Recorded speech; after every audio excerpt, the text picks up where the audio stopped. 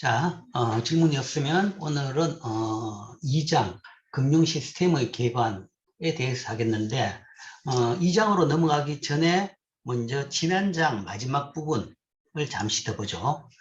지난 1장 마지막 부록 부분이 있습니다. 여기 부록은 왜 부록이냐 그러면 이 화폐금융론에 필요한 경제학의 기본 상식 몇 개만 이야기했습니다.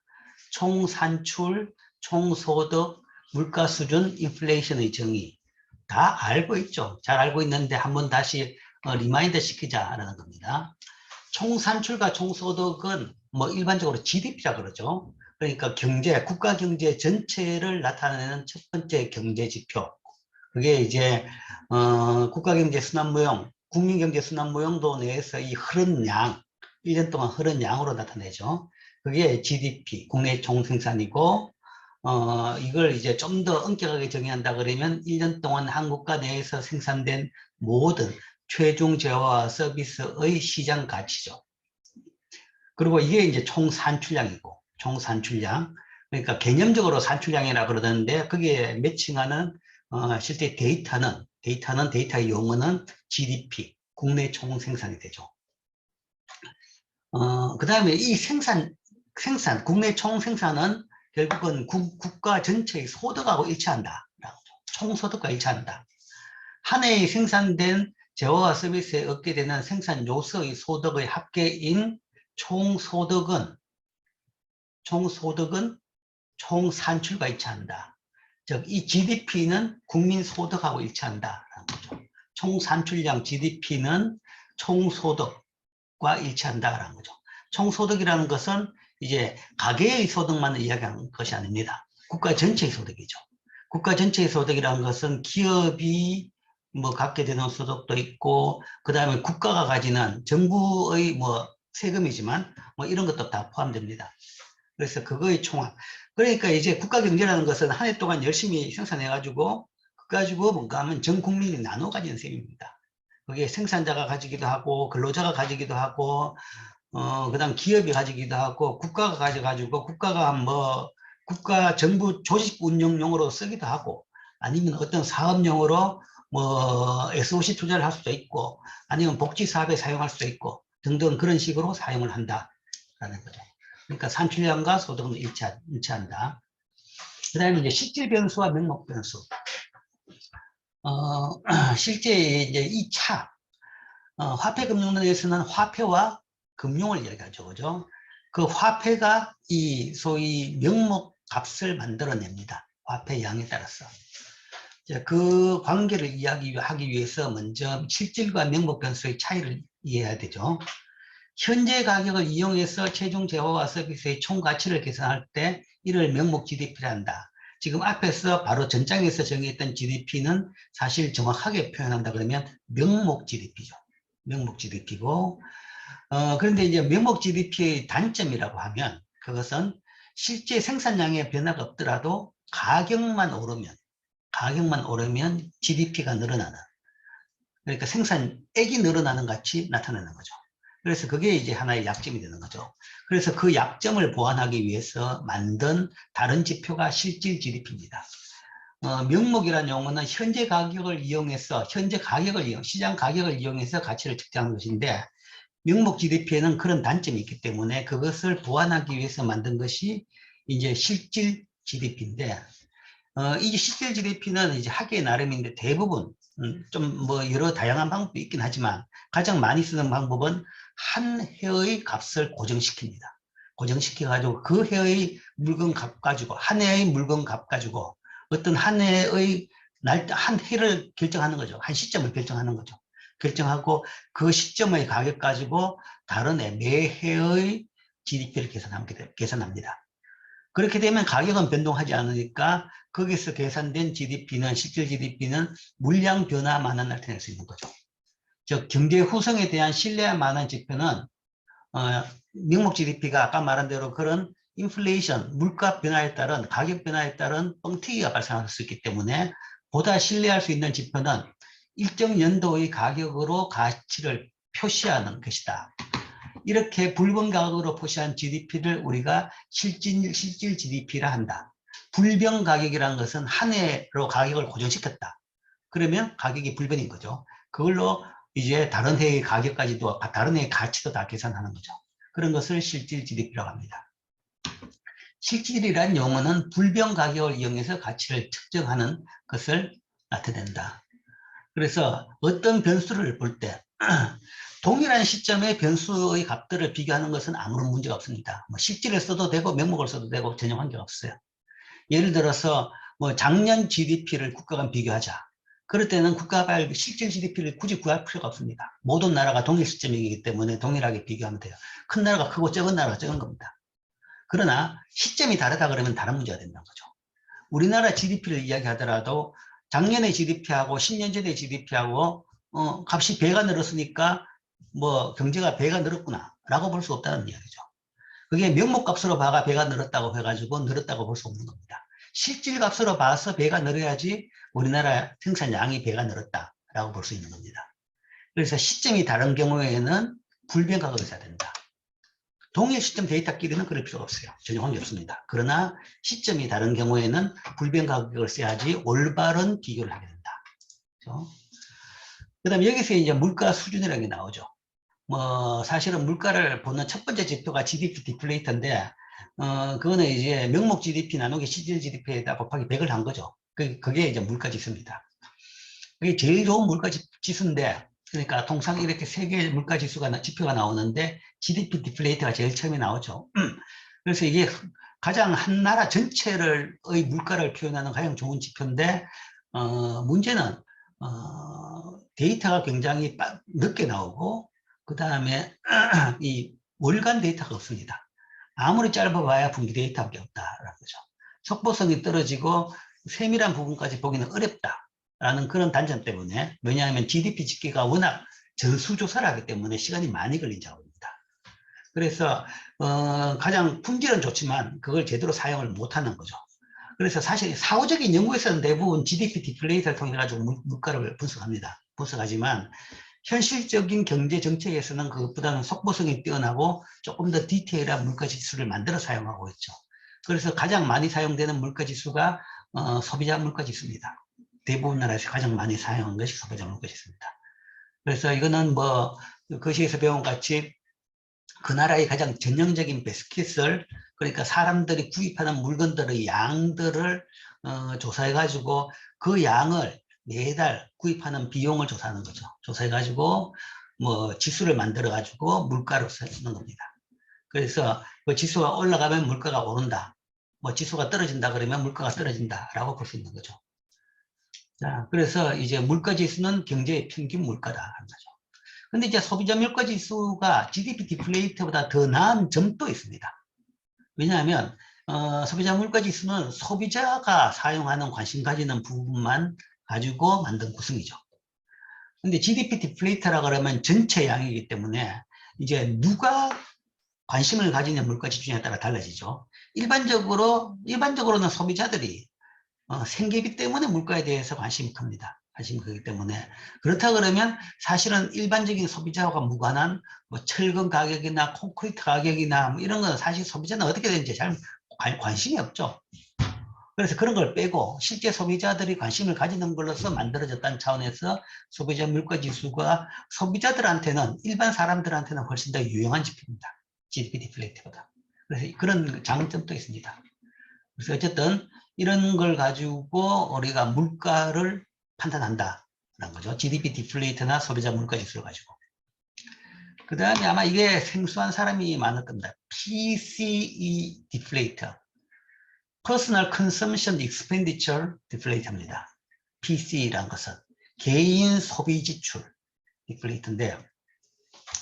이거는 이제 CPI가 문제가 있기 때문에 지금 현재 미국에서는, 미국 페드에서는, 그러니까 물가에 가장 관심을 가지고 물가에 따른 가장 강력한 정책을 취하는 당국이 통화당국이죠. 통화당국인데, 그러니까 중앙은행입니다. 중앙은행이 가장 물가에 대해서 물가를 판단하는 제일 중요한 지표로 쓰는 것이 이 PC 디플레이터입니다. CPI보다 이걸 더 중시하고 있습니다. 이게 이제 왜 그러냐 그러면, 자, 이건 어떤 것이냐. 소비자 물가 지수하고 거의 비슷한 셈인데, 이게 또 이게 퍼스널이죠, 그죠? 퍼스널이기 때문에 프라이빗. 어쨌든 개인 소비 지출입니다. 개인 소비 지출이기 때문에 소비자 물가 지수하고 상품의 구성은 비슷하다고 봐요. 비슷한데 이제 차이는 뭔가 하면 구성이 아니라 전 상품입니다. 전 상품이고, 그 다음에 이거는 이제 소위 GDP 디플레이터가 비슷한 개념으로 생각하면 됩니다. 그런데 소비재만 가지고 GDP 디플레이터를 만들었다고 보면 돼요. 왜 그걸 쓰냐 그러면 소비자 물가 지수의 제일 큰 단점으로 드는 것은 아까 말한 대로 처음에 지수를 만들 때 베스킷을 설정을 한다고 그랬습니다. 그래서 사용하는 구입하는 양을 딱 고정시킨다는 거죠. 그러면 보통 한 5년마다 그걸 업데이트 하긴 하지만 한번 고정시키면 5년 동안은 60개월 동안은 고정 그 양을 쓴다라고 보는 거죠. 근데 이제 그 베스킷을 고정시키니까 여러 가지 문제가 많이 생기죠. 일단 이제 사람들의 소비 패턴 변화에 따라 가지고 이 양이 변하는 것도 있죠. 그 다음에 더 큰 문제는 가격 변화에 따라 가지고 사람들의 대체효과가 발생하는 겁니다. 비싸지는 것은 덜 쓰고 싼 것은 뭔가 하면 더 쓰게 되는 거죠. 그렇기 때문에 실제 어떤 물건 가격이 올랐다고 해도 그게 그만큼 옛날 CPI만큼 사람들의 지출에 영향을 안 주는 경우가 많죠. 이제 그런 식의 왜곡이 발생하기 때문에 이게 CPI의 단점이라고 보는 거죠. 그래서 PC는 그런 단점을 없애고 실제적으로 사람들이 구입한 양으로 그냥 계산해버리기 때문에 그런 단점을 없앨 수 있다는 거죠. 그래서 오히려 더 유용한 지표입니다. 근데 현재 아직 우리나라에서는 PC 디플레이터를 사용은 안 하고 있어요. 우리나라에서는 CPI가 여전히 물가의 가장 대표적인 지수로 사용되고 있습니다. 자, 이래서 요 몇 가지 거시 시간에 배웠던 것을 다시 한번 리마인드 시킵니다. 총산출과 총소득, GDP는 뭐 GDP를 총산출이라고 하죠. 총산출의 대표 지표가 GDP죠. 이거는 소득과 동일하다. 그 다음에 실질 변수와 명목 변수로 나누어진다. 모든 변수들은 실질과 명목이, 그러니까 수량 변수는, 가격 변수는 사실은 가격이기 때문에 실질 명목이 따로 없죠. 따로 없지만 수량 변수 같은 경우에는 실질 가치, 수량의 가치를 이야기할 때 거기다 물건 가격을 곱해서 가치를 계산하죠. 그럴 때 곱할 때 그 가격 자체가 실질이냐 불변 가격이냐에 따라 가지고 실질 변수와, 그러니까 명목 시장 가격이냐 아니면 불변 가격이냐에 따라 가지고 시장 가격인 경우에는 명목 변수고, 그 다음에 불변 가격일 경우에는 우리가 실질 변수라고 한다. 그래서 그 두 개의 차이를 이해하고 때에 따라 가지고 필요한 두 중에 하나에 필요한 것을 사용해야 된다. 그렇죠? 그리고 그 차이라는 것이 사실은 이제 물가 때문에 발생하는 부분이죠. 자, 이런 것을 잠시 리마인드 하고 그 다음에 오늘은 2장으로 들어가겠습니다. 지난 시간에 1장에서는 화폐금융론을 왜 배우냐, 화폐금융론이 뭐냐라는 거죠. 금융이 뭐냐에 대해서 배웠습니다. 2장도 거기에서 일정 반복이 되는 부분입니다. 금융 시스템 전체에 대해서 이제 한번 훑어봅니다. 전체. 금융이 뭐냐에서 배웠고, 이제 우리가 배울 금융 시스템 전체를 한번 크게 큰 눈으로 봅니다. 그래서 이거는 이제 디테일한 부분이 아니라 사실은 이 교재의 한 3분의 절반 정도의 구조를 이야기하는 겁니다. 자, 금융 시스템 기관 전체를 보면, 자, 이 장에서는 금융시장과 금융중개기관에 대한 연구를 개관한다라는 거죠. 그 전체를 본다. 지난 시간에 이제 금융시장과 금융중개기관에 대해서는 이미 이야기했죠. 금융이란 것은 여윳돈이 있는 사람의 돈을 필요한 사람한테 하고 매치시키는 것이다. 빌려주는 과정이다. 빌려주는 것을 금융이라고 한다. 파이낸스. 매치시키는 것을 우리가 금융이라고 하는데, 이렇게 빌려주는 과정을 두 채널로, 크게 보면 두 가지 채널이 있다. 직접 금융, 둘이 당사자 간에 만나가 직접 돈을 빌려주고 빌리는 관계가 있고, 그게 직접 금융 또는 금융시장을 통한 금융입니다. 그 다음에 사실은 그것보다 더 오래됐고 전통적인 방법이 금융중개기관을 통한 금융입니다. 그래서 돈이 여윳돈 있는 사람은 직접 자기가 나서서 돈 필요한 사람을 찾지는 못하고, 대신에 그걸 전문으로 해주는 금융중개기관, 소위 은행으로 대표되는 금융중개기관에 돈을 맡기는 거죠. 그래서 은행에 돈을 맡기면 은행이 돈 필요한 사람한테 돈을 빌려주는 거죠. 그러니까 중개기관이 중간에 끼어가지고 예금하는 사람한테는 예금을 받고 그 다음에 그걸 가지고 빌려주는 것을 또 전담을 하게 되는 거죠. 그 두 채널이 작용하고 있습니다. 금융에는 그 두 채널이 작용하고 있죠. 일반적으로 역사적으로 보면 금융중개기관을 통한 금융이 원래 시작이었습니다. 시작이었고, 그러나 이제 경제가 많이 크고 금융의 규모가 굉장히 커지다 보니까, 즉 이런 식으로 금융의 양이 늘다 보니까 이제는 중간에 누가 안 끼고 직접 하게 되는 겁니다. 그게 이제 시장성 금융이죠. 그러니까 금융시장을 통한.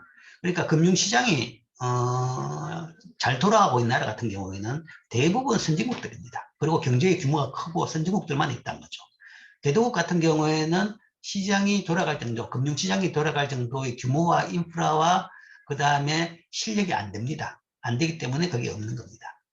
뭐 어떤 나라 보면 왜 이 나라는 왜 주식시장이 없냐, 이 나라는 왜 채권시장이 없냐, 금융이 왜 이 모양이냐라고 하는데 이게 그 나라 국민이 몰라서 그런 게 전혀 아닙니다. 그런 것들이 다 뭔가 하면 경제 성장과 경제의 양, 규모, 여기에 따라 가지고 결정되고 따라가는 겁니다. 그래서 두 가지 채널인 거죠. 그래서 이 두 가지 채널로 나누어 가지고 이야기합니다. 자, 그래서 직접금융과 간접금융을 서로 비교해 본다. 지금 이야기했죠. 그 다음에 금융시장의 구조와 구성 요소를 알아본다. 직접금융인 금융시장은 어떻게 있고, 지난 시간에 이야기했죠. 제일 대표적으로 채권시장과 주식시장을 듭니다. 그리고 그런 것들이 어떻게 있고, 거기에 어떤 상품들이 있는지를 보게 될 거고, 즉, 여러 종류의 금융상품을 열거하고 설명한다. 또한 금융시장의 국제적인 측면도 본다. 그런 거죠. 어쨌든 금융이, 그러니까 시장성 금융이 지금은 굉장히 세계화되어 있습니다. 그러니까 한 나라 내에서 금융이 이루어지는 것이 아니라 그거 자체가, 기관이 아니라 상품성이 되기 때문에 누구든지 와서 살 수가 있게 되는 거죠. 그리고 돈 필요한 사람은 외국 사람이 또 우리나라 와가지고 돈을 또 조달해 갈 수도 있는 겁니다. 그렇기 때문에 그래서 굉장히 지금 현재는 국제적인 세계화되어 있는 그런 상태입니다. 뭐 이런 걸 볼 겁니다. 그 다음에 이제 앞에 시장 이야기했고 금융중개기관에 대한 문제. 금융중개기관의 기능이 뭐냐라는 거죠. 단순히 뭔가 하면 돈을 받아가지고 빌려준다. 근데 이제 그게 그냥 그렇게 그간 중개가 다냐. 근데 중개 과정에서 제일 큰 중요한 부분들이 이런 겁니다. 거래 비용과 위험 분산과 즉 위험 분담, 위험을 분담하거나 위험을 분산을 시키는 겁니다. 위험 분담을 하는데 어떻게 하냐? 대부분 분산을 통해서 분담을 하는데 그걸 이제 금융중개기관이 전문적으로 처리를 하죠. 그 다음에 정보 비용, 이런 문제, 기본적으로 금융에서 발생할 수 있는 문제입니다. 금융시장에서도 다 동일하게 발생하는 문제입니다. 이런 문제들이 있는데 이것들을 금융중개기관들이 전문적으로 이런 부분의 소위 비용이랄까 피해랄까 이런 걸 줄이는 그런 걸 하죠. 그렇기 때문에 여전히 시장이 많이 발전했는데도 불구하고 많은 사람들이 금융기관, 즉 금융중개기관을 이용을 하는 겁니다. 여러 금융중개기관을 나열해보고 특징을 설명할 겁니다. 그 다음에 이제 마지막 부분에서는 이 전체를 통틀어 가지고 금융 시스템에 대한 규제에 대해서 언급을 할 겁니다. 금융 시스템은 근본적으로 굉장히 이제 잘 다뤄야 됩니다. 그래서 이제 잘못 따라온 경우에 발생하는 것들이 여러분들이 많이 들었던 금융위기입니다. 미국 같은 나라도 미국 서브프라임 모기지발 금융위기가 발생해서 세계적인 금융위기로 민폐를 끼쳤습니다. 자기 나라만 망한 거 애를 먹은 게 아니라 전 세계적으로 애를 먹은 거죠. 유럽에서도 금융위기가 났죠. 즉 개도국에서의 후진적인 현상이 아니라 이 선진국에서마저도 금융 시스템을 잘 관리 못하게 되니까 금융위기가 터지는 겁니다. 그래서 더 이상 그것이 발생하지 않도록 금융 규제를 어떻게 해야 되느냐라는 부분도 보게 될 겁니다. 여기서는 간략하게 살펴보고 나중에 이제 뒷장에서 이제 아주 상세하게 볼 겁니다. 자, 일단 이제 두 부분, 시장성 금융과 기관성 금융에서 먼저 시장성 금융을 설명하겠습니다. 금융시장의 기능, 금융시장은 저축한 여유 자금을 갖고 있는 경제 주체들로부터 자금이 부족한 사람에게 자금을 전달하는 핵심적인 경제적 기능을 수행하는 겁니다. 금융시장의 기능은. 동일하죠. 남는 돈을 필요한 사람한테 빌려주는 기능이다. 근데 시장에서 다른 물건 또 뭔가, 물건 또 필요한 사람이 물건 생산업자한테 물건을 사가는 것이 시장이죠. 공급자한테 사가는 것이 시장입니다. 그와 마찬가지로 돈도 남는 사람과 돈의 공급자죠. 돈이 필요한 사람이 기업이나 돈의 수요자죠. 수요자가 가서 서로 남는 것을 빌려가는 것이 바로 금융시장의 기능이다. 직접금융이라는 것은 차입자가 정권을 판매함으로써 금융시장에서 직접 대부자의 자금을 차입하는 겁니다. 즉, 돈 필요한 기업이 채권을 발행하죠. 돈 필요한 기업이 채권을 발행한다 그러면 여윳돈 있는 사람은 거기 가서 그 채권을 사는 겁니다. 그러면 서로 소위 직접금융이 되는 거죠.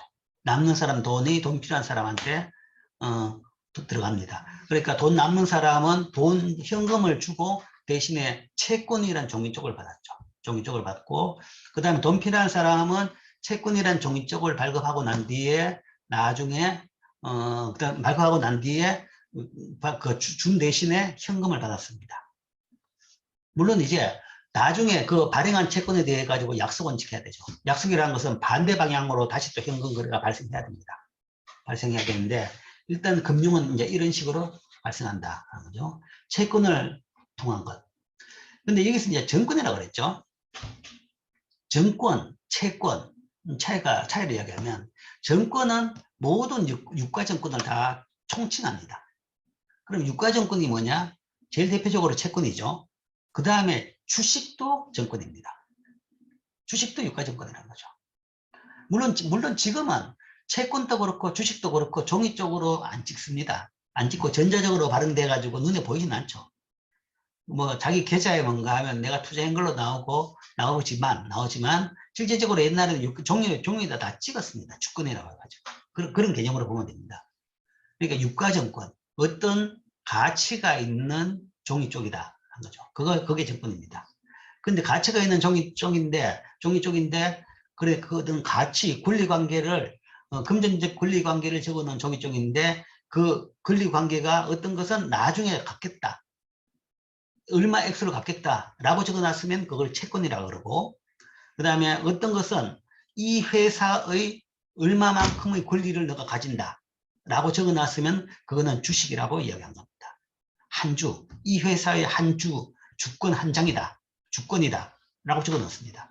그러면 그 한 장은 그 한 장만큼의 주권을 가지고 있는 거죠. 물론 그 한 장의 가치가 얼마가 될지 모릅니다. 발행할 때 5천 원이라도 그게 뭐 나중에 시장에서 5만 원, 50만 원 가치가 될지는 모르겠죠. 어쨌든 총 발행량의 n분의 1만큼, n분의 한 장만큼 그 회사의 권리를 가지는 거죠. 그래서 그런 것도 정권입니다. 정권이라는 것은 더 큰 의미고, 정권 내에는 이제 여러 종류의 것들이 있습니다. 그래서 제일 대표적으로 채권도 있고 주식도 있고 뭐 이런 것들이 다 정권의 종류가 되죠. 그래서 직접금융은 정권을 판매함으로써 라는 것은 주식시장을 통한 것도 직접금융이고 채권시장을 통한 것도 직접금융이 되죠. 자, 이 직접금융, 금융시장성 금융이라는 것은 생산을 증가시킬 수 있는 자본의 효율적 배분을 통해 경제의 효율성을 증대시킨다. 왜 채권을 발행하고 주식을 발행하는 것이 자본의 효율적 배분이냐 하는 거죠. 왜냐하면 자, 이렇게 생각하면 됩니다. 여러 회사들이 채권을 발행하러 나왔습니다.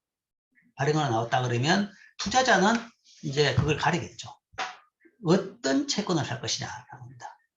물론 발행자마다 제시하는 이자도 다르고 뭐 액수는 표준화시킵시다. 쉽게 예를 들어 가지고 10억짜리 한 장이 10억짜리다.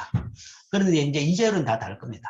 왜 이자율이 다르냐 그러면 부도율이 다르기 때문에 그렇습니다. 안전한 회사는 이자율이 굉장히 낮아요. 위험한 회사 같은 경우는 이자율을 높게 쳐줘야지 겨우 팔릴 똥 말똥이다라는 이야기죠. 그러니까 그런 종류에 따라 가지고 여러 회사들이 있습니다. 회사들이 있는데 그러면 투자자는 어떻게 투자하느냐?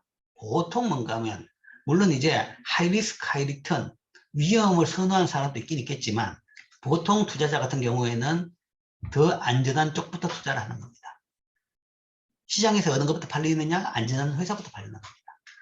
안전한 회사부터, 즉 효율성이 있고 생산성을 증가시킬 수 있는 자본, 그런 회사부터, 잘 나가는 회사부터 잘 나갈 수 있다. 이 회사가 잘할 수 있다라는 믿음을 주는 회사부터 돈을 빌려주기 시작한다는 거죠. 주식도 마찬가지입니다.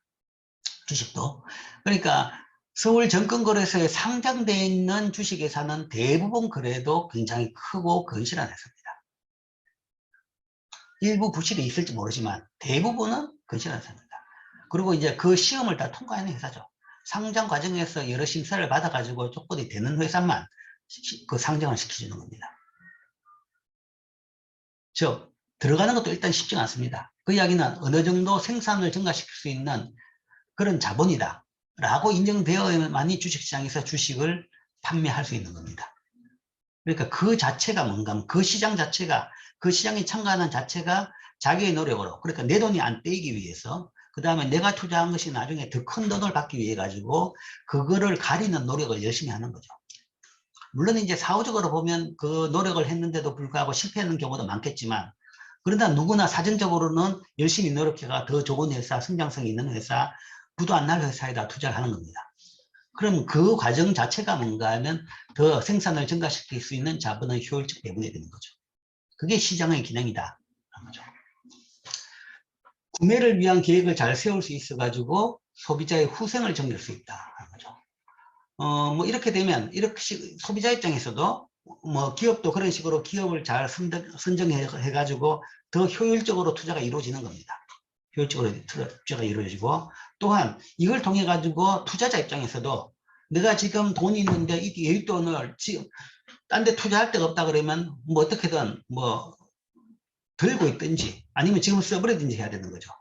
그러나 투자를 해가지고 나중에 계획적으로 돈이 되돌아올 수 있다. 그러면 구매를 위한 계획을 잘 세워가지고 내 라이프 스타일에 따라 가지고 내가 돈을 쓸 수 있는 것을 더 효율적으로, 그러니까 미래에 더 많이 쓸 수 있도록 만들 수가 있는 거죠. 그러면 이거는 소비자한테도 후생을 증대시키는 기능을 하는 겁니다. 금융이 잘 되면 내가 진짜 피땀 흘려가지고 일했다가지고 모았던 조그만 월급, 이걸 또 투자를 잘해가지고 잘 불리면 나중에 은퇴한 뒤에도 뭔가 하면 더 안락한 생활을 할 수가 있는 거죠. 그런 차원에서 금융이 잘 돌아가야 되는 거죠.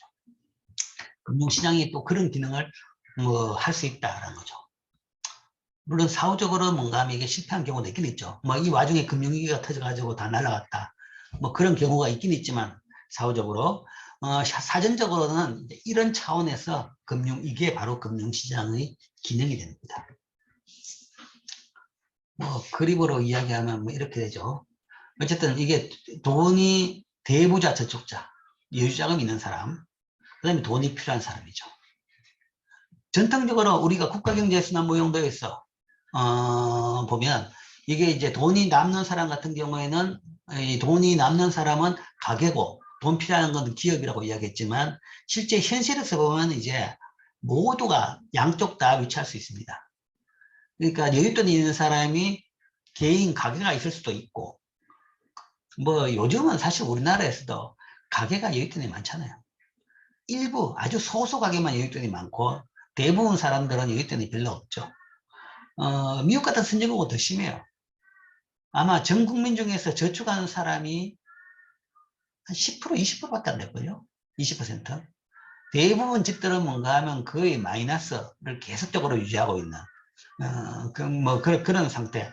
이게 이제 선진국으로 갈수록 금융이 발전하면서 누구든지 돈을 쉽게 빌릴 수 있으면서 이제 그런 현상이 발생하는 거죠. 발생하는데 그게 좋냐라고 하면, 그게 바람직한 현상이라고 주장하는 사람도 있지만, 또 다르게 보면 뭔가 하면 그게 소비자를 위해서 바람직한 현상은 아니라고 볼 수도 있어요. 돈이 많고 돈을 많이 빌려줘야 되기 때문에, 또한 기업들은 가능한 한 많이 물건을 하기 위해 가지고 경제가 그렇게 돌아가는 측면도 없지는 않습니다. 어차피 개인 입장에서는 내 돈을 지금 소비할 것이냐 나중에 소비할 것이냐, 내 라이프타임 동안에 내가 소비할 총액이 있습니다. 내가 벌 수 있는 총량이 있는 거죠. 총량이 있다 그러면 그걸 언제 소비하는 게 낫냐 거죠. 지금 허리를 쫄라매고 나중에 소비할 것이냐, 아니면 나중에 벌 돈까지 빌려가지고 지금 소비할 것이냐. 자, 여기에 뭔가 하면 나중에 벌 것까지 빌려가 지금 수배한다 그러면 어떤 문제가 있냐 그러면 아까 금융이 이야기했죠. 금융은 여윳돈을 맡겨가지고 나중에 불려가지고 나중에 더 안락한 생활을 할 수 있다라고 이야기했는데 그 기회가 없어지는 겁니다. 그 기회가 없어지는 거죠. 그 다음에 빌려와가지고 지금 쓴다 그러면 그만큼 뭔가 하면 그 빌리에 대해 가지고 공짜가 됐어요. 이자가 있죠. 이자 안 쌉니다. 평균적으로 내가 저축해가지고 받을 수 있는 이자율보다 더 높습니다. 기본적으로 예대 마진이 그거죠. 예금 이자보다는 대출 이자가 더 높아요. 그러니까 마이너스 삶을 사는 거는 별로 경제적이지 않습니다. 물론 이제 뭐 자본 제약에서 미시에서 뭔가 하면 뭐 그 라이프 사이클 따져가지고 소득 젊을 때는 마이너스로 살고 늙어서는 뭔가 하면 여윳돈 뭐 그렇게 이야기하지만 실제적으로는 그게 아니라는 이야기죠. 개인적으로 봐가지고는 어떤 것이 더 좋은 어떤 것이 뭔가 하면 전체적으로 더 플러스 되는 삶을 살 수 있을까라는 이야기죠. 어쨌든 말이 지금 30% 빠졌는데 그래서 요즘 뭐 선진국일수록 저축을 굉장히 안 하고 소비를 다들 뭔가 하면 서로 소비를 하는 그런 분위기인데 그게 이제 별로 바람직하진 않다. 그냥 이상한 바람이 불어가지고 서로 이제 그 바람에 뭔가 하면 지금 날아가고 있는 꼴이다라고 보는 측면도 있다는 거죠. 그렇게 볼 수 있는 거죠. 뭐 개인의 선택 문제인데 어쨌든 그래서 뭔가 선진국이 될수록 저축하는 사람은 적습니다. 소수 부자는 굉장히 소득이 많고 저축을 많이 하고 그러니까 소수 개인이 많은 저축을 하고 대부분의 국민들은 저축을 안 하는 그런 이상한 상황이 되어 있는 거죠. 그 다음에 이제 가게뿐만 아니라 요즘에는 기업들도 저축이 굉장히 많습니다. 옛날에는 기업이 돈을 벌어가지고 돈을 빌려와가지고 기업을 한다고 했는데 지금은 뭐 시작할 때는 돈을 빌려가지고 하더라도 잘 되는 기업은 몇 년 만에 그걸 다 갖고 뭔가 재산이 생기는 거죠. 물론 많은 잘 안 되는 기업 같은 경우는 계속 그러고 흑흑되지만 잘 되는 기업은 또 훨씬 잘 되는 거죠. 또한 요즘에는 또 다른 부분이 돈을 안 빌려줘. 시작할 때부터 돈을 안 빌려오고 투자를 받아가지고 운영하는 기업들이 있습니다. 투자를 받아가지고 받은 기업은 빌린 게 없었기 때문에 이자를 줄 필요가 없는 거죠. 주식을 발행했어. 그게 상장이 안 되더라도 뭔가 하면 벤처 투자라든지 그런 투자를 받아가 운영하는 기업이 있는 거죠. 그럼 그런 기업은 기본적으로 돈을 투자를 받을 따름이지 빌리는 개념은 없는 거죠. 그래서 옛날에 비해 가지고는 이제 저축자가 돈을 빌려주는 여윳돈 있는 사람이 가게뿐만 아니라 기업도 있고 그 다음에 이제 일부 정부는 이 대부자 역할을 합니다. 대부분의 선진국 정부는 이상하게 빚쟁이지만 미국부터 시작해서 우리나라도 그렇고 국가 부채가 많아 그렇지만 국가 부채가 많은 것이 내 이야기가 우리나라가 다른 선진국에 비해서 부채 규모가 걱정 안 해도 된다. 뭐 적다 괜찮다라고 하는데 아니 빚이 적은 게 뭔가 하면 뭐 빚이 안 많은 게 뭐가 잘한다는 이야기가 될까요? 없는 게 좋죠. 그것보다 재산이 많은 게 좋지. 빚이 안 많다라고 하는 것은 결코 뭔가 하면 이 상황에 대해 가지고 뭔가 하면 방어할 수 있는 이 상황을 설명할 수 있는 논리가 안 되는 겁니다. 뭐 비상시라면 몰라도 비상시가 아닌데 일반적인 상황인데도 뭔가 하면 우리나라 빚을 더 내가 더 쓰자 그러는 것은 말이 안 되는 거죠. 잘하는 선진국을 보면 안 그렇다는 거죠. 정부가 대부자인 저축자인 나라도 꽤 있습니다. 제일 대표적인 나라가 노르웨이, 싱가포르 이런 나라입니다. 아주 국가가 재산이 많아요. 그러니까 후대를 위해 가지고 재산을 엄청나게 쌓아 가지고 이걸 또 잘 굴려요. 잘 굴리는 것이 국부펀드라는 걸 만들어 가지고 그걸 통해 가지고 돈을 잘 굴립니다. 잘 굴려 가지고 큰 돈을 만들어 가지고 전 세계에서 가장 큰 손이 전 세계에서 가장 큰 손이 뭐 노르웨이 국부펀드하고 뭐 싱가포르 테마sek이라는 국부펀드 이런 돈 이런 겁니다. 그러니까 이제 정부마저도 일부 정부 국가 부채가 없는 일부 정부는 큰 작은 공공원이죠. 외국인.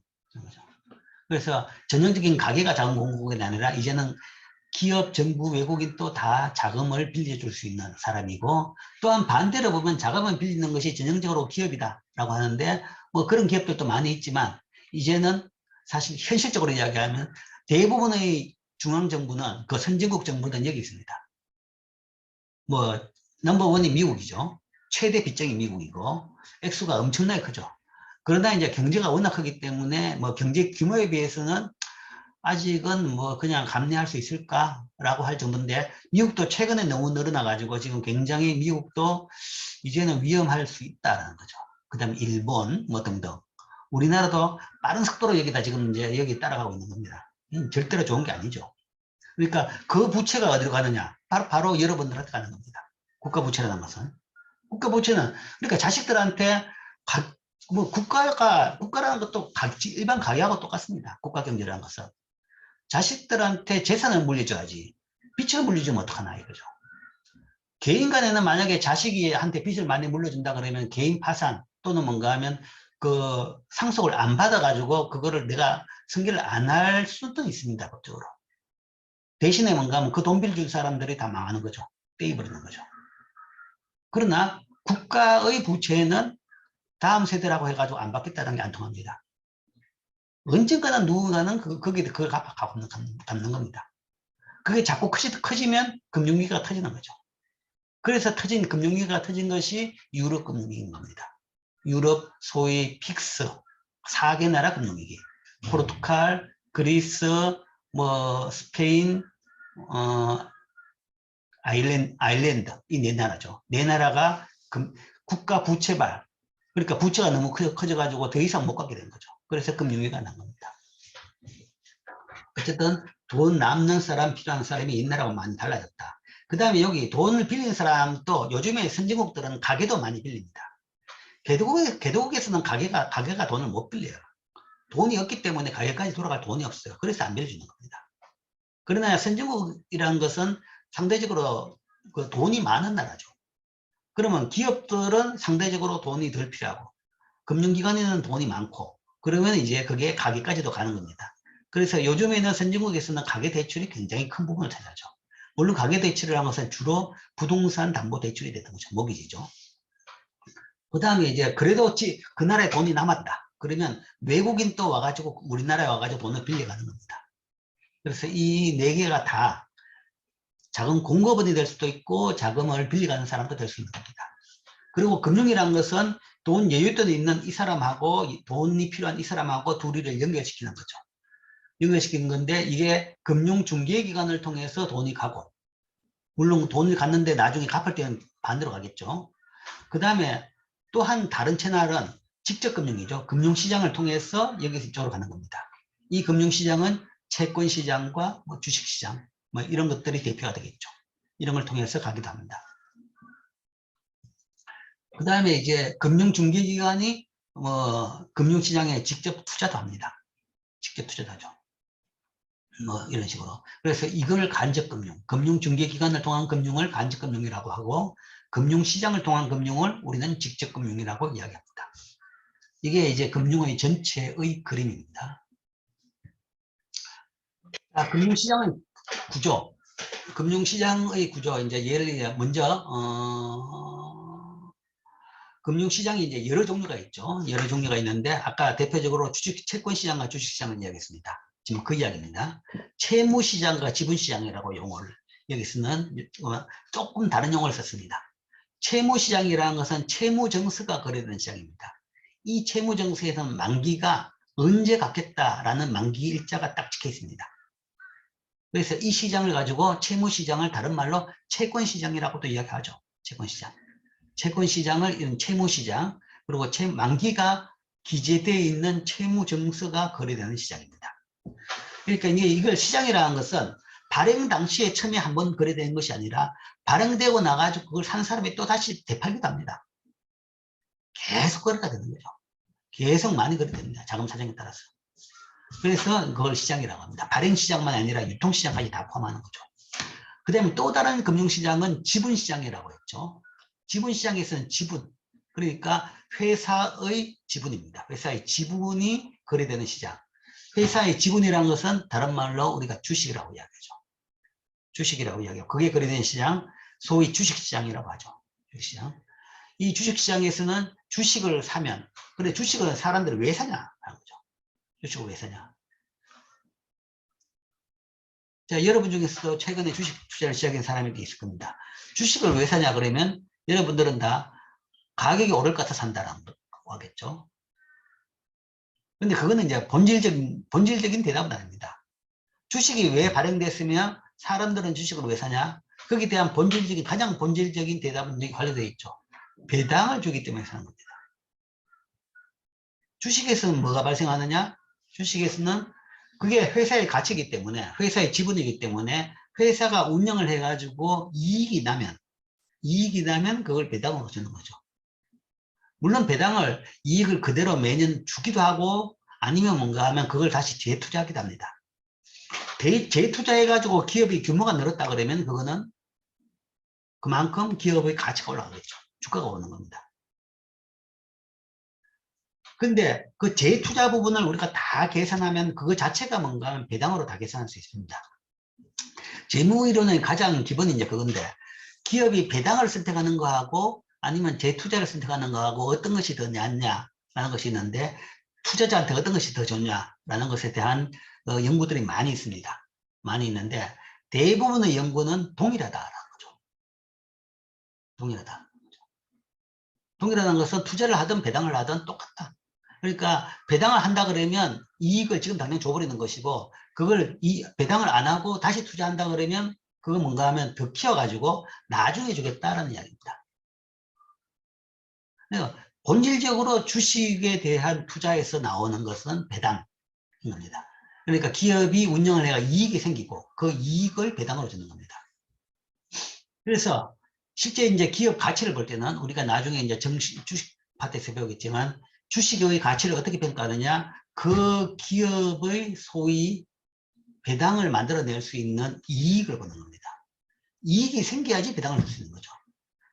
그 기업이 1년 동안 운영해가지고 이익이 얼마나 생기며 지금부터 이익이 얼마나 생길 것이냐에서 뭔가 하면 그 기업의 가치가 역으로 계산되는 겁니다. 단순히 어떤 기업이 좋은 기업이다, 오를 것이다, 좋은 기술이 있다, 그거는 전혀 주관적인 판단이라는 거죠. 그래서 가장 객관적인 판단은 뭔가 하면 이 배당을 줄 수 있는 그 역량이 되고 있느냐, 그 다음에 그게 실현이 되고 있느냐를 통해 가지고 기업의 가치가 평가되는 겁니다. 어쨌든 주식을 투자하는 이유는 배당을 주기 때문에, 뭐 배당을 지금 주든 나중에 주든 어쨌든 배당을 주기 때문이다.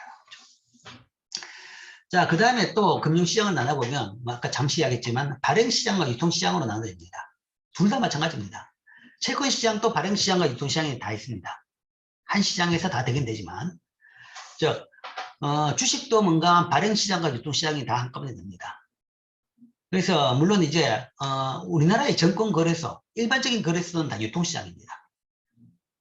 유통시장인데 발행은 이제 그 일부 기능을 이용하죠. 소위 뭐 최근에 IPO가 시끄러운 아주 아주 요란스러운 IPO들이 몇 번 있었습니다. 그 IPO들이 소위 발행 과정입니다. 그래서 처음에 주식을 발행하겠다, 그때 사고 싶은 사람 투자하라 라고 해가지고 주식회사의 사람들이, 증권사에다가 사람들이 투자를 하는 거죠. 거기다가 청약을 하는 거죠. 증권사에 청약하는 것이 그게 바로 발행 과정입니다. 그게 바로 발행시장입니다. 발행시장이고, 그게 이제 상장되고 나면 거래되는 주식시장이라는 것은 유통시장이다 라고 하는 거죠. 그래서 일반적으로 발행은 투자은행이 발행시장에서 증권을 인수한다라는 거죠. 투자은행, 이게 이제는 세계적인 용어는 투자은행인데, 우리나라는 이게 이제 한동안, 지금은 우리도 투자은행이라는 용어를 쓰고 있지만 증권사라는 거죠. 무슨 증권이라고 붙었어. 증권사라는 기능이 우리나라에서는, 증권사라는 것이 세계적으로 쓰는 용어로는 우리나라에 쓰는 그 투자은행이라고 생각하면 됩니다. 우리나라에서 증권사라 부르는 회사들이. 그런 회사들이 이 소위 발행을 전담합니다. 발행을 전담하는데 우리나라에서는 사실은 인수를 하지는 않습니다. 인수는 하지 않고, 미국식으로 따져본다 그러면 그 증권사 투자은행이 메릴린치 같은 투자은행이 있다. 그러면 발행하는 주식을 자기가 다 사가지고 그 다음 투자자들한테 파는 겁니다. 그러려고 그러면 상당한 돈이 있어야 되고 능력이 있어야 되는 거죠. 근데 우리나라는 아직 증권사들이, 투자자들이 그 정도 실력은 안 되죠. 그 정도 규모는 안 되는 겁니다. 실력보다는 규모가 안 되는 거죠. 그렇기 때문에 우리나라에서는 IPO를 아직도, 옛날부터 그랬지만, 시작부터 당연히 그랬지만, 중간에 주식회사, 증권사들이 소위 끼워가지고 연결을 시켜주는 기능만 있는 겁니다. 그래서 이제 청약이란 과정이 있는 거죠. 청약을 통해 가지고 하는 겁니다. 그래서 뭐 미국식으로 막 정권을 인수를 하는데 우리나라는 그냥 정권사들이 청약을 통해 가지고 IPO 발행을 한다. 주식을 발행한다. 채권도 그렇게 합니다. 채권도 그렇게 하는데 여러분들이 잘 모르는 이유는 이 청약을 뭔가 하면 일반 사람한테는 안 받고 소위 큰 손들한테만 받는 거죠. 채권은 한 장이 10억 단위입니다. 10억 단위니까 이거 한 장이라도 살라 그러면 돈이 많은 사람만 살 수 있는 거죠. 일반 개인은 채권 시장에는 잘 못 들어갑니다. 그렇기 때문에 이 큰 손들, 큰 자금, 큰 손이라는 게 개인을 이야기하는 게 아닙니다. 연기금 아니면 뭐 큰 금융기관들 있죠. 그런 기관들, 세계적인 투자은행들 그런 게 제일 큰 손들이죠. 그런 사람들이 채권 청약에 들어오기 때문에 개인들은 잘 모르는 겁니다.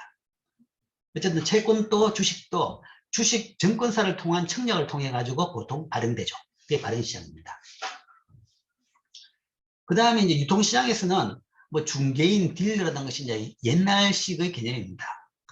근데 미국 증권거래소에서는 여전히 이런 게 있어요. 그래서 그 뭐 월스트리트 같은 거 사진이 딱 나오면 뭐 동영상이나 그런 게 나오면 막 어떤 조끼 입은 사람들이 이런 팔각형 피트에서 뭔가 막 손짓도 하고 뭐 쓰기도 하고 뭐 그렇게 나와 있죠. 그게 뭔가 하면 중개인하고 딜러들입니다. 그래서 이게 이제 그런 사람이 뭐 한 사람이냐 그러면 노량진 수산시장에서 아침에 뭔가 하면 생선 이 경매하는 사람들 있죠. 맨 그 역할을 하는 겁니다. 그런 식으로 주식이 거래됐던 겁니다. 거래됐는데 요즘에는 완전히 인터넷을 통한 전산화가 됐기 때문에 그런 사람이 필요 없는 거죠. 그런데 이제 미국은 아직도 일부 거기 남아있어가지고 그런 사람들이 있습니다. 근데 이제 우리나라는 전혀 이런 게 없죠.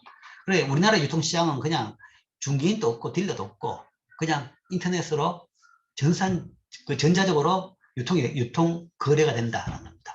서로 뭔가 인터넷으로 전자적으로 소위 옥션이죠. 그러니까 사겠다는 사람 가격, 팔겠다는 사람이 쭉 나와가지고 매칭이 되면 거래가 되버립니다. 그게 현재 유통시장입니다. 자, 그 다음에 거래는 거래소와 장외시장이 따로 있습니다. 이제는 이제 이런 의미도 진짜 이런 전통적인 구분도 별 의미가 없죠.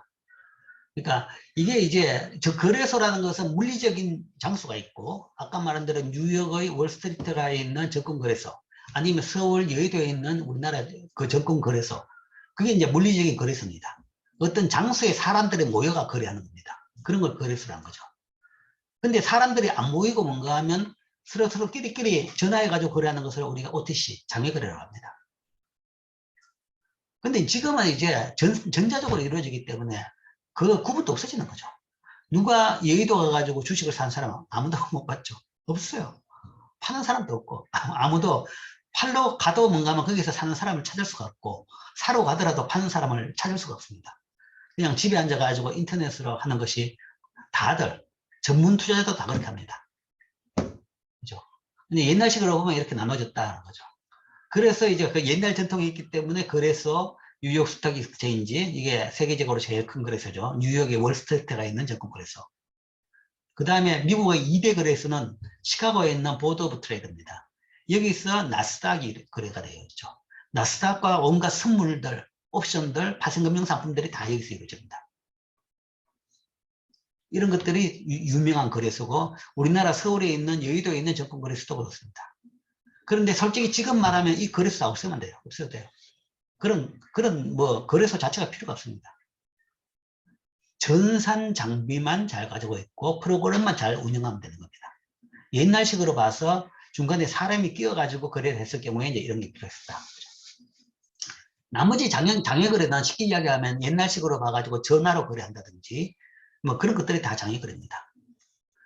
외환이나 아니면 이제 페더럴 펀드 이거는 이제 중앙은행의 자금들입니다. 이런 것들은 다 옛날부터 뭔가 하면 거래소가 아니라 전화로 다 거래했죠. 뭐 전화를 어떻게 믿냐? 서로 믿는 번호가 있습니다. 그러니까 끼리끼리만 하는 겁니다. 여기에 아무나 낄 수가 있는 건 아닙니다. 그런 것들이 장외거래죠. 그 다음 또 다른 차원으로 또 분석한다 그러면 단기금융시장과 자본시장으로 나왔습니다. 단기금융시장, 자본시장 이게 단기란 용어를 썼기 때문에 자본시장이라는 것은 사실은 장기 자본시장입니다. 단기가 아니라 장기시장이죠. 장기금융상품시장이고 단기 금융시장은 단기 금융상품시장이죠. 단기 금융시장은 단기 채무증서를 거래한다. 그럼 단기가 뭐냐? 뭐, 거시경제학에서 단기, 미시에서 단기, 다 개념이 다르죠. 근데 이제 여기 금융에서의 단기는 뭐, 또 다릅니다. 근데 여기서는 사실 칼로 딱 찍어요. 연도로 찍습니다. 근데 나라마다 조금 다른데, 미국 같은 경우에는 1년, 2년, 1년 내는 단기입니다. 1년에서 5년까지는 중기, 5년 이상은 장기라고 합니다. 만기가 1년, 2년을 단기, 그 다음에 1년부터 5년 사이를 중기, 그 다음에 5년 이상을 장기. 그래서 채권에 대해 가지고는 용어가 다 틀립니다. 용어가. 미국에서 채권을 이야기하면 세 가지 용어가 있어요. 빌, 노트, 그 다음에 본드. 보통 여러분들 채권, 영어로 채권 뭐냐 그러면 본드라고 그랬죠. 이 본드는 장기 채권을 이야기합니다. 장기 채권만을 본드라고 이야기합니다. 5년 이상 만기 채권만을. 1년 미만 채권을 빌이라고 이야기합니다. 빌이라는 용어를 이미 거시에서 많이 이야기했습니다. 뭘 할 때? 소위 T빌이라고 할 때, 트레저리 빌. 소위 재무성 채권, 국채라고 이야기하죠. 제일 대표적인 국채가 트레저리 빌이라고 했죠. 트레저리가 뭔가 하면 재무성입니다. 우리말로 옛날에 재무부, 국가의 살림살이를 담당하는 부서입니다. 거기서 발행한 채권이다라고 해서 T빌 또는 트레저리 빌이라고 합니다. 트레저리에서 발행한 빌입니다. 국가가 발행한 국채는 다 빌이 아닙니다. 그 중에서 만기 1년 내만 빌이라고 이야기합니다. 트레저리에서 발행한 스탁도 있고, 본드도 있고, 노트도 있습니다. 만기가 3년짜리도 있고, 5년짜리도 있고, 10년짜리도 있고, 20년짜리도 있습니다. 그래서 만기 5년 다 넘는 것은 스탁이라고 하는 거죠. 본드라고 하는 거죠. 채권 중에서. 본드고, 만기 1년 내를 이제 빌이라고 합니다. 여기서는 이제 이렇게 딱 두 개로 나온다 그러면 단기 금융시장은 그냥 1년 내 시장이라고 보면 되죠. 단기 채무증서, 보통 만기 1년 내. 이게 왜 나누냐 그러면 자금의 성격 자체가 틀립니다. 단기 자금이라는 것은 대부분 융통이나 운영자금입니다. 융통이나 운영자금이고, 장기 자본이라는 것은, 장기 자본은 장기 부채를 우리가 자본시장이라고 그러죠. 그거는 자본적인 성격을 따지는 거죠. 자본이라는 것은 기계나 건물입니다. 그러니까 공장에 시설 투자를 할 경우에는 소위 본드를 발행하는 거죠. 장기 채권을 발행하는 거죠. 왜냐하면 기계를 사고 시설 투자를 했으면 그걸 운영해가지고 돈 벌어가지고 회수하는데 시간이 걸리는 겁니다. 기계 같은 경우 한번 사면 최소한 내구기간 5년 그러죠. 5년 동안 기계를 돌려야지 그 기계 값을 다 빼내는 겁니다. 그렇기 때문에 돈 갚는 기간이 길어지는 거죠. 그래서 그런 돈은 소위 만기가 긴 소위 본드를 통해 조달하는 거죠. 그래서 그런 것들이 거래되는 것이 자본시장입니다. 자본시장은 장기 채무증서, 그런 본드가 거래되는 시장이고, 그 다음에 더 나아가지고 최장기 자본이 뭐냐? 주식이죠. 주식엔 만기가 없습니다. 만기가 없죠. 있다 그러면 회사가 망할 때가 되는 거죠. 망하거나 아니면 자발적으로 청산할 때도 관계없습니다. 자발적으로 청산할 때가 되는 거죠.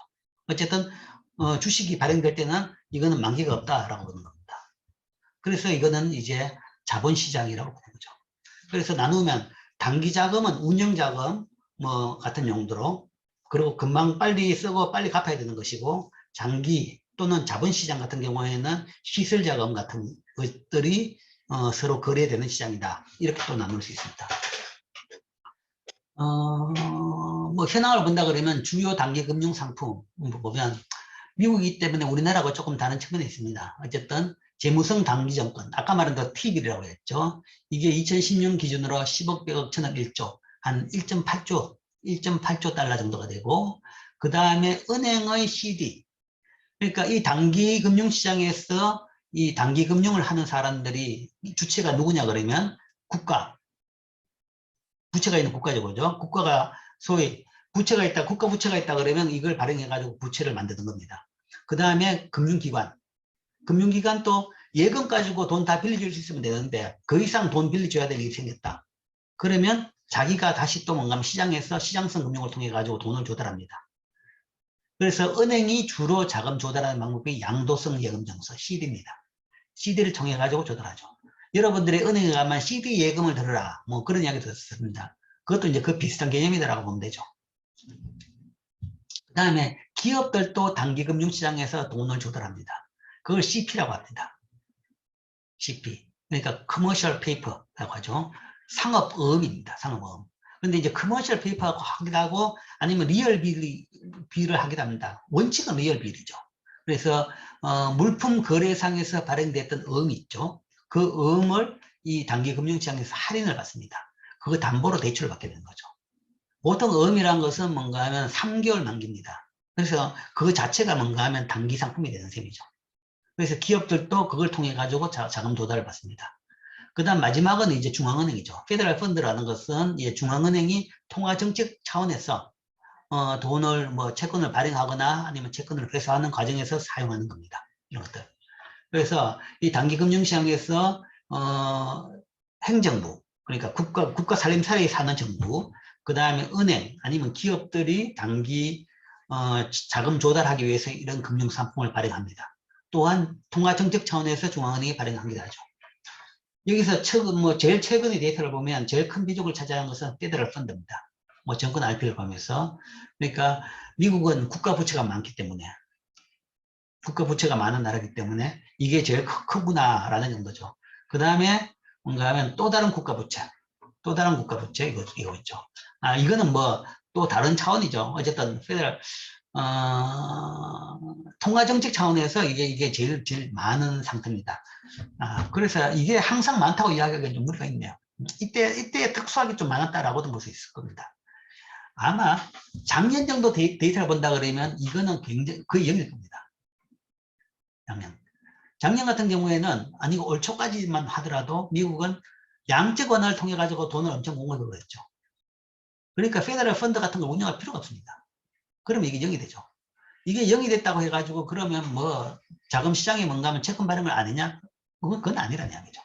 어느 시장을 통해서 했냐? 그래서 이건 통화 정책에 따라 가지고 이제 좀 변화가 많이 생깁니다. 이거 외에 나머지는 이제 뭐 어떤 것이 더 시장 비중이 크냐라는 것을 이제 상당히 안정적으로 평가할 수 있습니다. 제일 큰 것이 재무성 단기 채권이죠. 이거는 결국은 미국은 금융시장에서 돈 제일 많이 빌리는 사람이 누구냐 그러면 국가라는 이야기입니다. 국가가 부채가 제일 많은 거죠. 그 다음에 금융기관, 그 다음에 기업은 아주 적은 부분을 차지하더라. 기업금융은 직접금융이 많다. 그 다음 자본시장에서의 주요 장비 금융상품. 자본시장을 본다 그러면 제일 큰 건 뭐냐? 주식입니다. 총액으로 보는 거는 시가총액으로 보면 뭐 이게 38조 달러죠. 그죠? 시가총액으로 지금은 이거 배는 넘었을 겁니다. 그 다음에 채권인데 장기채인데 장기채권 중에서 모기지입니다. 주택모기지. 그러니까 기업의 시설자금에 대한 채권이 아니라 모기지. 물론 기업의 시설자금력이 있죠. 회사채. 두 번째로 많은 것은 사실은 이 회사채하고 정부의 정권, 정부의 부채입니다. 이 비율을 볼까요? 그러면 두 번째로 많은 제일 많은 것이 주식이고 장기금융상품. 그 다음 많은 것이 2등은 두 개가 거의 동률이죠. 기업들의 시설자금용 발행된 채권과 그 다음에 국가의 부채. 미국 정부가 빚이 많기 때문에 발행됐던 채권. 이게 두 번째고. 그 다음 세 번째는 주택모기지. 주택모기지는 이 액수가 이 정도 같다는 것은 대단합니다. 대단한 것은. 이건 주택모기지는 개인의 주택담보대출인 거죠. 개인의 주택담보대출, 은행에서 주택담보대출을 하면 은행들은 그거를 끌어모아 가지고 모기지를 통해 가지고, 그러니까 MSB라고 하죠. MSB를 발행해 가지고 그걸 다시 팔고 자금을 회수를 하는 겁니다. 그런 식으로 개인의 주택담보대출을 채권으로 묶어 가지고 발행된 양이 이만큼이 되다. 그래서 이걸 본다 그러면 옛날에는 주로 돈을 빌리는 것은 기업이다 라고 했는데 그게 아닌 거죠. 기업보다는 기업은 정부가 기업하고 비슷한 액수고 그 다음에 개인마저도 거의 비슷한 액수만큼 빌리고 있더라. 이런 이제 차이를 알 수 있습니다. 그 다음에 또 다른 또 정부 부채 많죠. 정부 대행기관의 채권, 주정부, 지방정부의 채권. 그러니까 정부의 채권이라는 것이 정부가 미국 금융시장에 쓰는 국가가 그러니까 중앙정부, 지방정부 다 합쳐가지고 가장 큰 빚쟁이다 라고 볼 수 있습니다. 그 다음에 은행은 단기로 하지 장기는 그렇게 많지는 않죠. 그 다음에 소비자 대출 뭐 이런 것도 있고 상업인 농업공시 이런 것들이 주요 장기 금융 상품입니다. 우리나라는 이제 여기 표는 안 만들어놨는데 뭐 주식이 제일 크겠죠. 주식, 채권. 그 다음에 아직 국가 채무는 뭐 그 정도까지는 안 가고 있습니다. 그러나 최근에 이제 빠르게 늘어나고 있죠. 자, 이게 주요 금융 상품. 자, 그 다음에 금융시장의 국제화.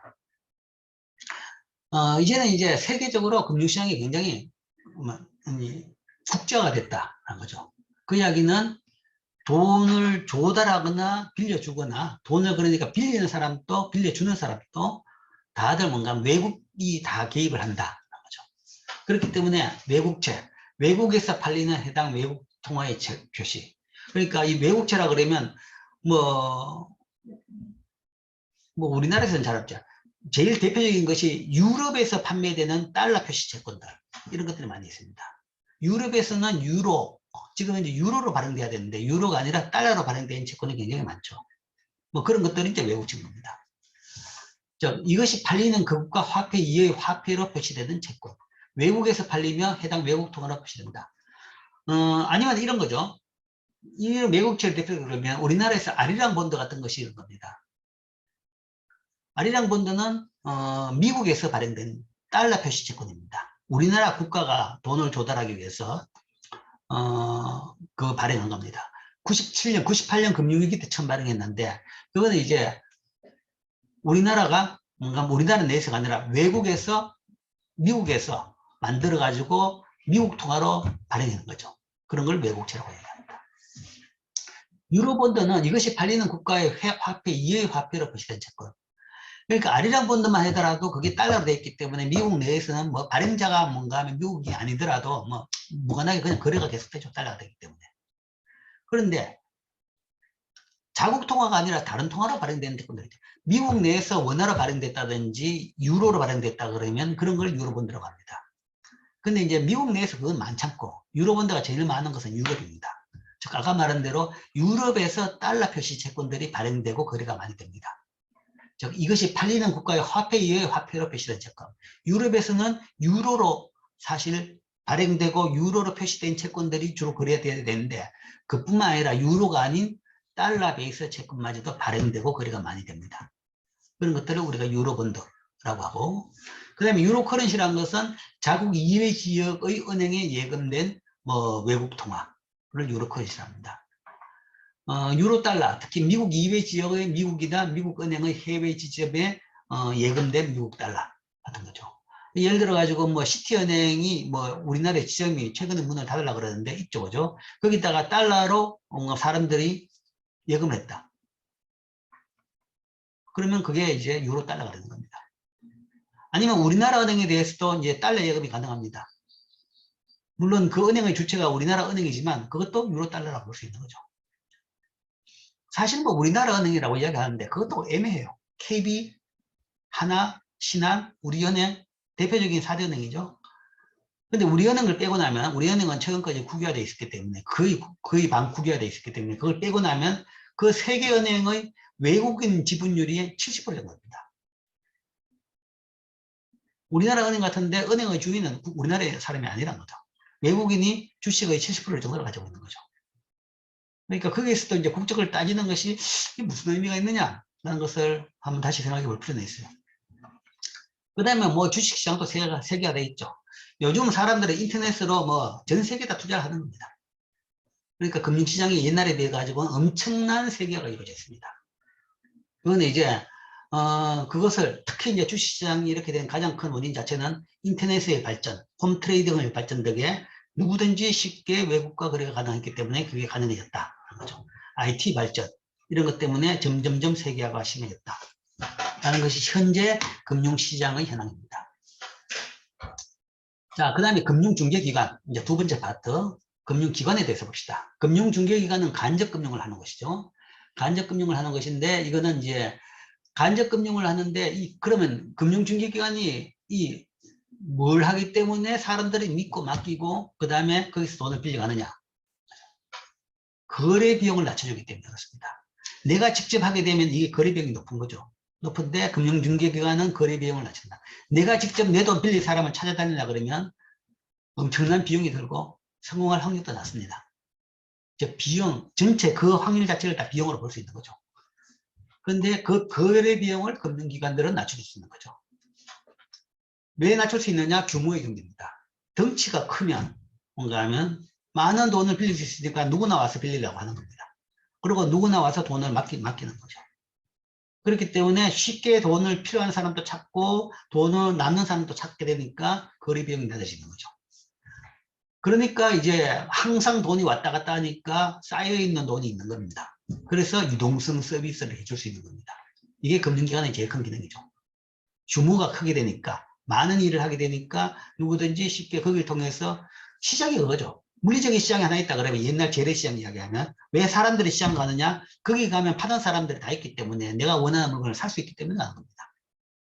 직접 내가 판매자를 찾으려고 그러면 정확하게 찾기가 힘든데 여러 판매자들이 다 와 있으니까 그중에서 내가 물건을 고를 수 있으니까 시장에 가는 겁니다. 그와 마찬가지로 금융기관도 그 역할을 했는 거죠. 또한 금융기관의 보다 전문적인 뭐랄까 역할이나 기능은 이겁니다. 투자자가 위험에 노출되는 것을 줄여주는 겁니다. 금융의 제일 큰 문제는 양시간 거래입니다. 미래와의 거래죠. 지금 빌려주고 나중에 돈을 되갚는 겁니다. 되받아야 되는데 문제는 그 시점의 차이가 있으면 그 사이에 어떤 일이 발생할지 모르는 거죠. 뭐 러시아가 우크라이나를 치고 왔다. 그러면 러시아 채권 가지고 있는데 쫄딱 다 망했습니다. 러시아 주식을 투자했는데 주식시장이 지금 일주일 때 문 닫아놨어요. 내 돈 다 날아가는 겁니다. 뭐 언제 어떤 일이 생길지 모르죠. 그게 불확실입니다. 돈 빌려가는 사람이 나빠서 그런 게 아니라 그건 사람의 문제나 그건 개인적인 문제가 아닌 거죠. 온갖 사회적인 정치적인 어떤 정변이 발생할 수 있는 겁니다. 그게 위험인 거죠. 그래서 그런 위험이라는 것은 내 돈 떼일 위험입니다. 부도 위험입니다. 부도 위험에 일반적으로 노출됩니다. 모든 거래는 거기 노출되는 거죠. 정도의 차이가 있지만 얼마나 낮을까 얼마나 높을까의 차이가 있지만 그런데 금융중개기관은 그걸 전문적으로 줄여줍니다. 줄여주는데 객관적으로 그걸 없애지 못해요. 없애지는 못했는데 분산시켜준다는 거죠. 그러니까 예를 들어서 부도 확률이 10%다. 그러면 예를 들어서 그 거래를 10명이 나눠 갖도록 해버렸다. 그러면 부도 확률을 1%로 낮추는 겁니다. 이런 식으로 분산 투자를 통해 가지고 위험에 노출되는 규모를 줄여줍니다. 즉 위험 분산, 위험 분담 또는 필요한 경우에 자산 변환 같은 걸 또 하게 되는 거죠. 이게 이제 금융기관의 가장 본질적인 전문적인 기능입니다. 자, 이 기능을 하는 이유는 본질적으로 금융에 있는 이 인포메이션 문제 때문입니다. 금융의 가장 큰 문제는 아까 말한 대로 미래하고 거리기 때문에 정보의 비대칭성 문제가 있다라는 거죠. 그러니까 중간에 상황 변화라는 문제. 그 다음 본질적으로 돈 빌리는 사람하고 빌려주는 사람하고의 비대칭성 정보의 문제가 있다. 거기서 우리가 흔히 잘 아는 역선택, 그 다음에 도덕적 해이 문제가 발생합니다. 그러니까 역선택 문제라는 것은 소위 차입자의 부도 확률은 누가 제일 잘하냐 그러면 차입자가 제일 잘합니다. 내가 이 사업을 제일 잘 알고 그러면 이 사업의 성공 확률을 내가 제일 잘합니다. 그러면 돈 빌리고 싶을 때 그 차입자 같은 경우에는 그걸 100% 솔직하게 다 이야기할 것이냐? 아니란 이야기죠. 아니란 이야기죠. 가능한 한 뭔가 유리한 거는 많이 이야기하지만 불리한 건 덜 이야기할 거란 겁니다. 그래야지 뭔가 하면 돈을 빌릴 확률도 높아지고 그냥 빌리더라도 더 좋은 조건으로 빌리게 되는 겁니다. 더 낮은 이자로 돈을 빌리게 되는 거죠. 기본적으로 정보가 비대칭적이다. 돈을 빌리는 사람이 프로젝트를 잘 알고 정보를 많이 가지고 오죠. 위험이 높은 자금 차입자를 피하려는 노력이에요. 그러니까 기본적으로 이런 양적 차이가 있기 때문에 돈을 빌려줄 사람 같은 경우에는 누가 가장 잘 숨기느냐 그걸 잘 찾아야 되는 거죠. 그걸 보고 그 중에서 뭔가 하면 가장 덜 떼일 확률이 적은 사람을 가려내야 되는 겁니다. 즉 위험이 높은 자금 차입자를 피하려는 노력을 하는 겁니다. 기본적으로 정보 비대칭성이 있기 때문에 역선택이 많다는 거죠. 그래서 돈을 빌려주는 사람은 이 역선택을 어떻게 피하느냐라는 것이 제일 큰 문제입니다. 쉽게 말해서 중고차 시장에서 레몬카를 어떻게 피할 것이냐 하고 동일한 이야기죠. 실제 사업이 단단하고 완전히 수익성이 높고 그렇다 그러면 시장에 나가서는 안 됩니다. 자기 돈 다 들어갔죠. 그 다음에 자기 근처 사람 돈 가져갑니다. 그래가지고 내 챙겨줄게. 시장에 가서 아무도 모르는 사람 돈을 조달하는 것은 위험이 있기 때문에 조달하는 겁니다. 물론 이제 규모가 너무 커가지고 자기가 안 된다 그러면 조달하는 부분도 있겠지만 이제 그런 게 기본적으로 역선택의 문제라는 이야기죠. 이게 정보 비대칭 큰 문제. 그 다음에 두 번째 도덕적이라는 것은 이거는 역선택은 일반적으로 거래 성사되기 전에 거래를 어떻게 이제 어떤 사람들이 나와 있냐라고 이야기할 때의 문제고, 그 다음에 거래가 이루어지고 난 뒤에 돈을 빌려주고 난 뒤에도 문제죠. 돈을 빌려가고 난 뒤에는 사람들이 말이 달라진다. 이야기죠. 전에 돈 빌려가지고 이 사업에다가 뭔가 하면 알뜰하게 잘 써가지고 수익을 내가지고 돈을 갚겠습니다. 라고 이야기하는데 빌려가고 나면 그다음부터는 돈 생겼네. 흥청망청 쓰는 사람들이 생기더라. 쉽게 이야기하면 이런 이야기죠. 차입자가 대출 상환을 방해하는 경제활동에 참가하는 것을 못하도록 이런 도덕적 해이가 발생할 수 있는 거죠. 많이 발생합니다. 그러면 이 도덕적 해이가 발생하는 경우에는 금융기관은 어떻게 해야 되냐? 금융기관이 전문적으로 그걸 잘 모니터링, 관리 감독을 하는 겁니다. 이 금융기관의 기능인 거죠. 그러니까 빌려간 사람이 대출 상환을 방해하는 경제활동, 헛짓을 하는 것을 막고 경고를 하고 필요한 경우에는 중도의 자금을 회수하는 그런 역할을 하는 것이 금융기관의 기능입니다. 그리고 역선택을 가려내 가지고 누가 더 건실한 믿을 만한 소위 기업이냐 그걸 가려내는 거죠. 그래서 이제 여신 담당자라는 것은 은행의 여신 담당자라는 것은 기업 분석에 아주 능통하고 산업이나 기술에 아주 잘 아는 사람입니다. 그래야지 누구한테 어떤 기업에 빌려주는 것이 잘하는 것이냐, 즉 위험도 높은 차입자를 잘 피할 수 있는 능력을 가지고 있는 것이 그런 금융중개기관의 기능입니다. 그래서 금융중개기관은 이런 걸 통해 가지고 소위 일반 개인들보다 훨씬 더 비용을 낮출 수가 있는 거죠. 그렇기 때문에 그걸 믿고 개인들은 금융기관에다 돈을 맡깁니다. 이게 이제 금융중개기관의 가장 중요한 기능이 되겠죠. 자, 오늘은 그러면 금융중개기관의 기능까지 해봤습니다.